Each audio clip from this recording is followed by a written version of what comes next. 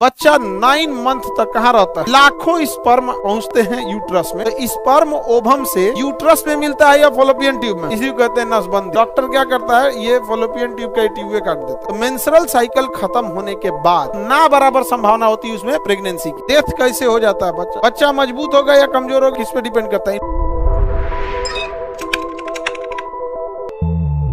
तो अब एक एक करके समझते हैं, ध्यान से समझेंगे हम लोग। यूट्रस जो होता है यहाँ पे, ये हो गया यूट्रस। क्या हो गया? यूट्रस। हिंदी में इसे कहेंगे गर्भाशय। क्या कहेंगे? गर्भ। ये हो गया ओवरी।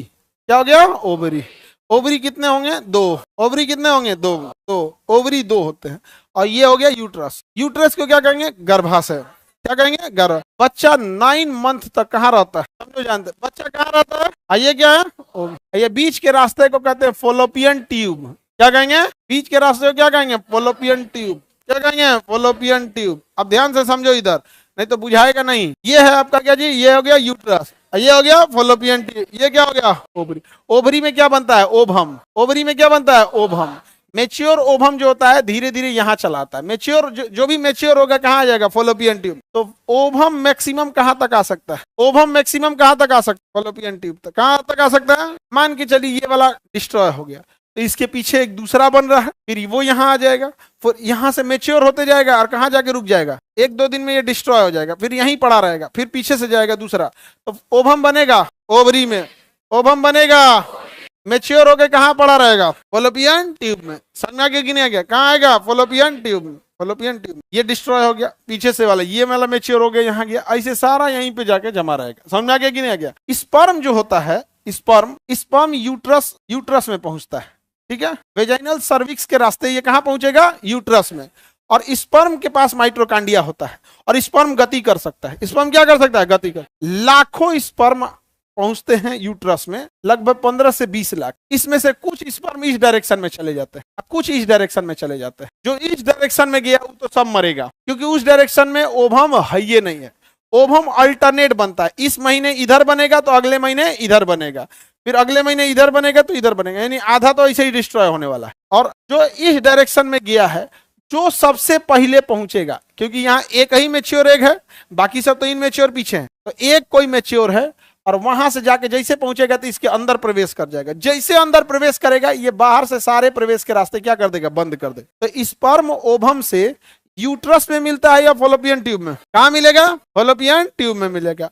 किसी को दिक्कत? ओवम के अंदर कितने स्पर्म प्रवेश कर सकते? एक से ज्यादा प्रवेश नहीं कर सकते, बंद कर देगा वहां पे। उसका न्यूक्लियस में इंफॉर्मेशन है, जैसे स्पर्म आया बंद कर दे। तो जो निषेचन की क्रिया है, निषेचन मतलब समझ रहे हैं? हाँ, फर्टिलाइजेशन। निषेचन मतलब फर्टिलाइजेशन। निषेचन मतलब फर्टिलाइजेशन। किसी को दिक्कत? निषेचन मतलब क्या होता है? फर्टिलाइजेशन। किसी को दिक्कत? कहाँ होता है? ओवरी में या यूट्रस में? फॉलोपियन ट्यूब में। गधा कहीं का। ओवरी में कहाँ से हो जाएगा? ओवरी में क्या बनता है? ओवम। तो निषेचन की क्रिया अगर ये ट्यूबुआ काट दिया जाए तो इसे कहेंगे ट्यूबेकोटॉमी।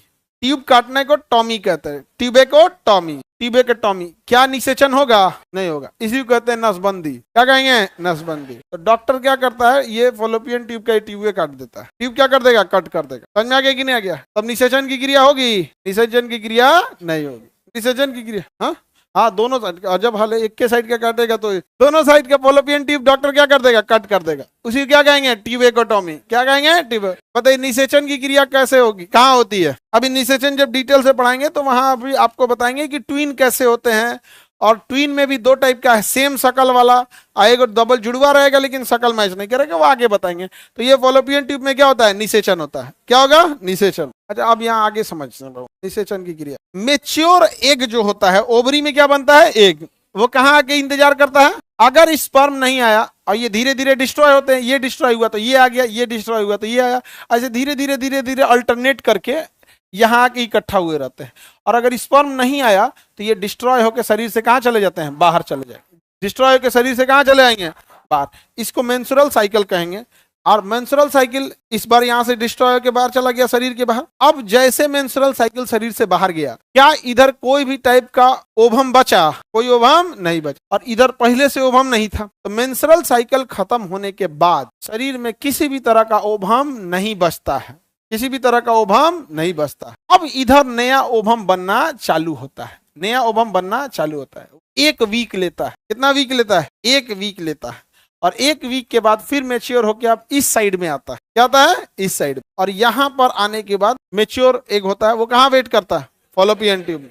कहाँ वेट करेगा? अगर स्पर्म आया तो यहाँ फर्टिलाइजेशन हो जाएगा। क्या हो जाएगा? फर्टिलाइजेशन हो जाएगा।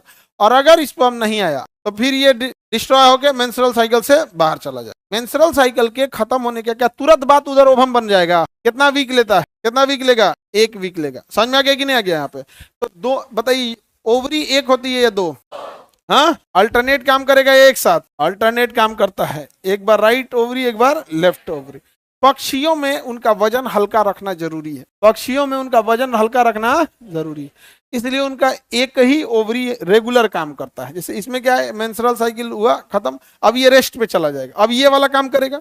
लेकिन पक्षियों में ये नहीं होता, जैसे ये खत्म हुआ दूसरा क्या हो जाएगा, वहीं से स्टार्ट हो जाएगा। पक्षियों में कितने ओवरी होते हैं? और ऐसे जानवरों में 2।